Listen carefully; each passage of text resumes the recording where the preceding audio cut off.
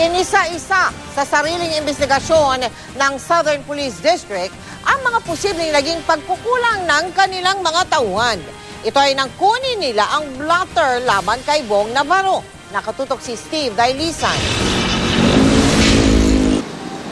Maigpit na ang seguridad sa Southern Police District Headquarters. Bawat pumapasok na sasakyan, dapat mag-iwan ng ID at inililista ang pangalan ng mga bisita. Hindi raw ito nagawa nung dali ng actor TV host na si Bong Navarro ng grupo ni Denise Cornejo at Cedric Lee sa District Investigation and Detective Management Office. Iniisa-isa na ng Internal Affairs Service ng SPD kung aling bahagi ng protocol ang hindi nasunod ng ipablotter si Navarro, tulad ng kawalan ng bersyon ng inaakusahan. Kung ang salaysay lang daw ng nagre-reklamo ang meron, hindi maituturing na kumpleto ang blotter. Sa kaso ni Bong, maaring na-intimidate raw mga investigador lalo't kilalang personalidad ang nakaharap. Dapat ay ma-inform nga yung higher officers sa kanila at huwag sa kanila lang dun sa mga cases na involving prominent personalities. Kahit pa hindi magsampa ng kaso magkabilang kampo, dapat daw isinailalim sa medical exam sa isang ospitalang nagre-reklamo at ang inirereklamo. Because of the incident, we will be recommending na pagka may sugatan dun sa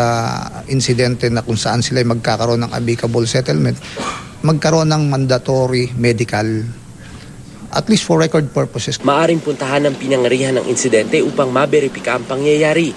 Kung nagawa lang raw ito, malamang di na sa pulis isisisi ang kakulangan. Kahit record purposes lang.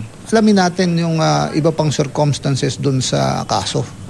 Just like yung sinabi nila na nabugbog nga dahil lumaban nga si Bong. Sino ba yung iba pang mga kasamang nambugbog? Hindi naman natin nakuha rin yung mga pangalan dun sa blotter.